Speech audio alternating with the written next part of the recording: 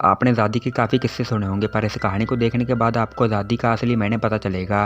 ये कहानी उस टाइम की है जब लोग बाज़ार में सब्ज़ियाँ नहीं बल्कि इंसानों को खरीदा करते थे, ताकि वो उन्हें अपना गुलाम बनाकर उनसे सालों साल काम करवा सकें। कहानी की शुरुआत में हमें एक आदमी को देखते हैं। इस आदमी का नाम सोलोमन है। ये आदमी दिखने में तो ब्लैक है, लेकिन इसका दिल बिल्कुल साफ़ है। जो औरों की तरह गुलाम नहीं है, बल्कि अपने परिवार के साथ खुशी खुशी जीता है। एंड साथ ही सोलोमन एक शानदार मैजिशियन भी है। अब एक दिन सोलोमन अपने काम के लिए जा रहा होता है, तो रास्ते में उसे एक दोस्त मिलता है जो उसे दो वाइट लोगों से मिलवाता है। वो दोनों वाइट लोग प्रोफेशन से मैजिशियन होते हैं और वो सोलोमन को बताते हैं कि हम तुम्हें एक काम देना चाहते हैं, क्योंकि तुम वायलिन बहुत अच्छा बजाते हो, तुम्हें हमारे लिए काम करना चाहिए और इस काम के लिए तुम्हें $250 दिए जाएंगे। उस दौर में $250 की रकम बहुत ज़्यादा होती थी, जिस वजह से सोलोमन उनके ऑफर को हाँ कर देता है। अब कुछ दिन बाद ये तीनों मिलकर एक रेस्टोरेंट में बैठकर खाना खा रहे होते हैं और जहाँ पर सोलोमन काफ़ी ड्रिंक कर लेता है और जब उसकी आँख खोलती है तो वो एक कमरे में खुद को जंजीरों से बंधा हुआ पाता है, जहाँ से उसकी ज़िंदगी का दूसरा किस्सा शुरू होता है। अब धीरे धीरे करके उसे कल रात की सब बातें याद आती हैं और उसे पता चलता है कि उन दोनों वाइट लोगों ने उसे धोखा दिया है और साथ ही उसे जहाँ पर बेच दिया गया है। अब थोड़ी देर बाद उस कमरे में दो लोग आते हैं जिन्हें सोलोमन कहता है कि मैं गुलाम नहीं हूँ, लेकिन वो लोग इसकी कहाँ सुनने वाले थे। वो उसे मारने लगते हैं और जहाँ पर सोलोमन दर्द से चलाता है वो चीखता है, लेकिन इस काल कोठरी में ऐसा होना एक आम बात होती है जहाँ हर वक्त किसी न किसी की चीख सुनाई पड़ती है और इसीलिए इस बात को सब देखा कर देते हैं। इस जगह पर और भी कुछ लोग होते हैं, इनको भी सोलोमन की तरह जहाँ पर लाया गया होता है। अब उसी रात इन सारे गुलामों को छुपाकर एक दूसरी जगह ले जाया जा रहा था और इसी बीच सोलोमन बाकी आदमियों को कहता है कि जहाँ का क्रू बहुत कम है, अगर हम चाहें तो इनको मारकर जहाँ से भाग सकते हैं। वो लोग सोलोमन की बात मान जाते हैं। अब इसके बाद एक आदमी उस ब्लैक लेडी को ज़बरदस्ती अपने साथ ले जाने लगता है, लेकिन तभी एक ब्लैक आदमी उसे रोकने की कोशिश करता है, लेकिन वो वाइट मैन बिना कुछ सोचे उस ब्लैक मैन को चाकू मारकर मार देता है और जहाँ पता चलता है कि इन सारे गुलामों की कोई भी कीमत नहीं है। अब अगले दिन सोलोमन अपने साथी की लाश पानी में बहा देता है और सोलोमन को भी समझ आ जाता है कि अगर उसने जरा सी भी आवाज़ उठाई तो वो भी अगले दिन पानी में इसी तरह तैर रहा होगा। अब कुछ दिनों बाद सारे गुलाम एक जगह पहुंचते हैं और जहां पर इन सारे गुलामों का मालिक होता है और सोलोमन अपनी आंखों से चारों तरफ देखता है तो उसे चारों तरफ बेबसी दिखती है और गुलाम अपनी जान की भीख मांगते हुए दिखते हैं। औरतें, बूढ़े, बच्चे किसी न किसी की प्रॉपर्टी थी। साथ ही कुछ गुलाम ऐसे भी होते हैं जिनके शरीर पर चोटों के निशान होते हैं और इन्हें ऐसा देखकर किसी की भी रूह कांप जाएगी। अब जहाँ से इन सारे गुलामों को आगे ले जाया जाता है और एक जगह सबको खड़ा कर दिया जाता है जहाँ उन्हें खरीदने के लिए अमीर लोग आते हैं। जैसे आज हम शोरूम से कपड़े खरीदने जाते हैं, वैसे ही जहाँ इंसान इंसानों को खरीदने आते हैं। सोलोमन और उस लेडी को एक आदमी $10,000 में खरीद लेता है। इन गुलामों को जो आदमी बेच रहा होता है वो उन दोनों बच्चियों को बेचना नहीं चाहता, क्योंकि वो उन दोनों बच्चियों को हर तरीके से इस्तेमाल करना चाहता था और इसीलिए ना चाहकर भी उस माँ को अपने बच्चों से अलग होना पड़ता है और वो चाहकर वहाँ पर कुछ भी नहीं कर पाती है, क्योंकि वो एक गुलाम है। सोलोमन और उस लेडी को जिस आदमी ने खरीदा होता है उसका नाम फॉर्ड होता है।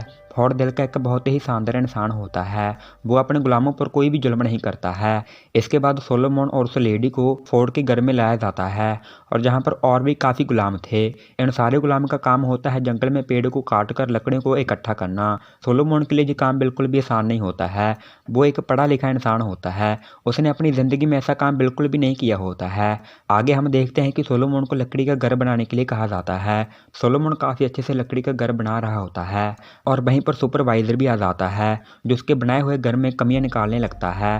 सोलोमन कहता है कि शायद आपको देखने में कुछ गलती हुई है, मैंने अपना काम बेहतरीन तरीके से किया है। ये सुनकर सुपरवाइजर को बहुत ही गुस्सा आता है और इसीलिए वो सोलोमन को कहता है कि तुम एक डॉग हो और वो उसको एक लात मारता है और फिर से कहता है कि तुम गलत काम कर रहे हो। सोलोमन गुस्से में बोलता है कि तुम गलत हो, मैं नहीं, और इस बात से सुपरवाइजर बहुत ही गुस्सा हो जाता है और वो फिर से सोलोमन पर हाथ उठाता है। अब इस बार सोलोमन भी चुप नहीं बैठता, वो भी उसे मारने लगता है। लेकिन इसी बीच जहाँ पर एक और सुपरवाइजर आता है जो दूसरे वाले सुपरवाइजर को लेने आया होता है और वो सुपरवाइजर सोलोमन को कहता है कि अगर तुम अपनी जान बचाना चाहते हो तो यहीं पर बैठे रहना। अब कुछ देर बाद वो एक और आदमी को लेकर आता है जहाँ सोलोमन को ऐसी सज़ा मिलने वाली थी जिसकी उसने कभी कल्पना भी नहीं की होगी। वो लोग उसके गले में रस्सी डालकर उसे पेड़ पर लटका देते हैं और तभी वहाँ पर एक और आदमी आता है। वो उन्हें बंदूक दिखाते हुए कहता है कि ये मेरा गुलाम है, तुम जहाँ से चले जाओ। नहीं तो मैं तुम्हें मार दूंगा। और इसीलिए वो तीनों जाते जाते सोलोमन को कहते हैं कि मैं तुम्हें जान से ज़रूर मारूंगा।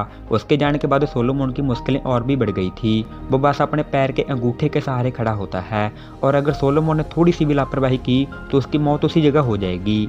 और सोलोमन के आसपास और भी काफ़ी लोग काम कर रहे होते हैं, लेकिन वो लोग उसे ऐसे अनदेखा कर देते हैं जैसे कि जहाँ पर सब कुछ नॉर्मल हुआ हो। और कुछ टाइम बाद वहाँ मिस्टर फॉर्ड आता है जो उसे नीचे उतार कर अपने घर में ले जाता है। मिस्टर फॉर्ड उसे बताता है कि वो सुपरवाइजर तुम्हें छोड़ेगा नहीं और इसीलिए मैंने तुम्हारी जान बचाने के लिए तुम्हें एक दूसरे मास्टर को बेच दिया है। सोलोमन उसे कहता है कि मैं एक आज़ाद इंसान हूँ और आप ये बात जानते हो, प्लीज़ मुझे यहाँ से बाहर निकाल दो, मुझे मेरे परिवार के पास जाना है। मास्टर कहता है कि मैं ऐसा नहीं कर सकता क्योंकि मेरे ऊपर बहुत कर्जा है, तुम्हारी जान बचाने के अलावा मेरे पास और कोई दूसरा रास्ता नहीं है। अब सीन शिफ्ट होता है और हम एक नए मास्टर को देखते हैं जिसका नाम एडविन है। ये मास्टर फॉर्ड से बिल्कुल उल्टा था, जो गुलामों को बुरी तरह से पीटता था, साथ ही उनके ऊपर बहुत ज़्यादा जुल्म करता था। अब इस जगह पर गुलामों को रुई निकालने का काम दिया जाता है। उनमें से एक पैट्सी नाम की लड़की होती है जो कि उम्र में काफ़ी छोटी थी। ये लड़की और गुलामों से 2 गुना ज़्यादा रुई निकालती थी। जिसे किसी ने भी अगर 100 किलो से कम रुई निकाली तो उसे 100 कोड़े मारे जाते थे। और आज तक पैट्सी को कभी भी कोड़े नहीं मारे गए क्योंकि वो अपना काम बहुत अच्छे से करती थी। लेकिन एडविन बहुत ही बेरहम इंसान होता है, उसकी बुरी नज़र पैट्सी पर थी। अब एक दिन सारे गुलाम अपना काम करके नींद ले रहे थे, लेकिन उनके मालिक को सब्र नहीं है कि गुलाम जरा सा भी आराम करें। वो उन सब को नाचने के लिए कहता है और अब सारे गुलाम आधी अधूरी नींद में उठकर उसके लिए नाचते हैं। अब कुछ दिनों के बाद एडविन की वाइफ सोलोमन को कुछ सामान लाने के लिए कहती है और सोलोमन आधे रास्ते में फैसला करता है कि वो आज यहाँ से भाग जाएगा और सोलोमन ऐसा ही करता है। लेकिन थोड़ी दूर जाने के बाद उसे 2 वाइट मैन दिखते हैं जो 2 गुलामों को फांसी दे रहे थे। वो गोरे लोग सोलोमन से पूछते हैं कि तुम किसके गुलाम हो। सोलोमन डरकर कोई भी जवाब नहीं देता, जिसके बाद वो उसके गले में एक लॉकेट देखते हैं जिसके ऊपर उसके मालिक का नाम लिखा हुआ था। ये वो टाइम होता है जहाँ कुत्तों के गले में पट्टा नहीं बल्कि इंसानों के गले में पट्टा डाला जाता था। इस पट्टे को देखकर वो वाइट मैन सोलोमन को छोड़ देते हैं और जाते जाते सोलोमन उन गुलामों की आंखों में देखता है जो उसे चीख चीख कर कह रहे थे कि हम भी तुम्हारी तरह भाग रहे थे ताकि अपने परिवार अपने बच्चों के पास जा सकें, लेकिन आज हम उसकी सजा भुगत रहे हैं। अब ये देखकर सोलोमन भागने की बजाय सीधा बाजार जाता है और वहाँ से सामान लेकर वो मास्टर की वाइफ को देता है। और ऐसे ही कुछ साल बीतते हैं और हर रात पैट्सी के साथ जुल्म होता है, वो भी सबके सामने। अब एक रात पैट्सी सोलोमन के पास आती है और सोलोमन को रिंग देते हुए कहती है कि ये मैंने मास्टर के घर से चुराई थी, तुम इसे रख लो, लेकिन इसके बदले तुम मेरा एक काम कर दो। सोलोमन कहता है कि ऐसा कैसा काम है। पैट्सी कहती है कि मुझे खेत में ले जाकर जान से मार दो और ऐसा सुनकर सोलोमन की रूह कांप जाती है। पैट्सी कहती है कि ऐसी ज़िंदगी से अच्छा मैं मरना पसंद करूंगी, मेरे पास जिंदा रहने के लिए कोई भी वजह नहीं है। सोलोमन ऐसा करने से मना कर देता है। चाहे कोई कितना भी गरीब क्यों ना हो और चाहे कोई कितना भी अमीर क्यों ना हो, भगवान सबका एक है, वो अपने बनाए गए लोगों में अंतर नहीं करता, चाहे वो गोरे हों या फिर काले। अब अगली सुबह होती है और इनका काम फिर से शुरू हो जाता है और फिर से रात को वही होता है, जो कम रुई निकालेगा उसे 100 कड़े लगाए जाते हैं। और इस लिस्ट में सोलोमन सबसे आगे होता है। वो अपनी उम्मीदों को अपने सामने जलता हुआ देखता है और वो सोचता है कि शायद मैं यही काम करते करते एक दिन मर जाऊंगा।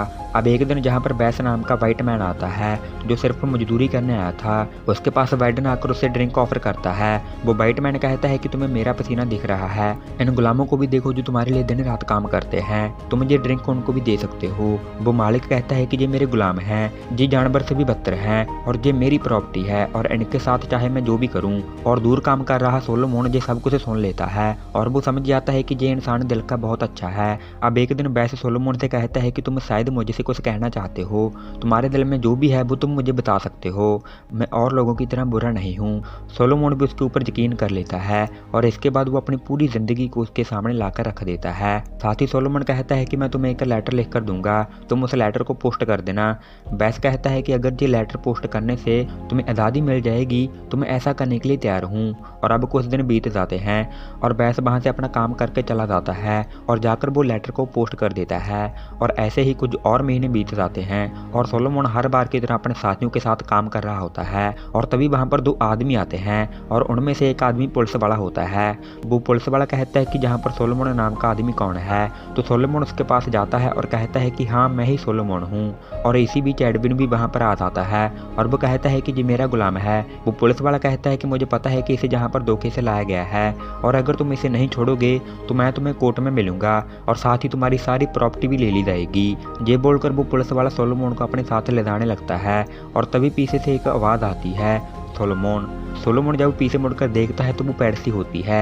वो सोलोमन से गले मिलती है और खूब रोती है क्योंकि वो उसके साथ सालों से काम कर रही थी। वो जानती थी कि वो सोलोमन से अब आखिरी बार मिल रही है और सोलोमन के भी आंखों में आंसू आ जाते हैं। वो चाहता है कि जहाँ पर और भी जो गुलाम हैं वो भी आज़ाद हो जाएं। और अब सीन शिफ्ट होता है और सोलोमन पूरे 35 साल बाद अपनी फैमिली से मिलता है। उसके दोनों बच्चे बड़े हो चुके थे और उनकी शादी भी हो गई है। सोलोमन को अपनी आंखों पर यकीन नहीं हो रहा था क्योंकि वो पूरे 35 साल बाद अपने परिवार को देखता है। इतने सालों बाद वो अपने परिवार को देखकर रोने लगता है और उनसे माफ़ी मांगते हुए कहता है कि मैं बुरे वक्त में फंस गया था। उनके बच्चे उनके पास आते हैं और कहते हैं कि आपको माफ़ी मांगने की कोई ज़रूरत नहीं है, आपने कुछ गलत नहीं किया है। और इसी इमोशनल सीन के साथ ये कहानी यहीं पर ख़त्म हो जाती है और आगे जाकर 19 जून 1865 को सारे गुलामों को आज़ाद कर दिया गया था। आपको ये कहानी कैसी लगी नीचे कमेंट सेक्शन में ज़रूर बताइएगा। आपके लाइक और प्यार भरे कमेंट्स का बेहद शुक्रिया। मिलते हैं अगली शानदार वीडियो में।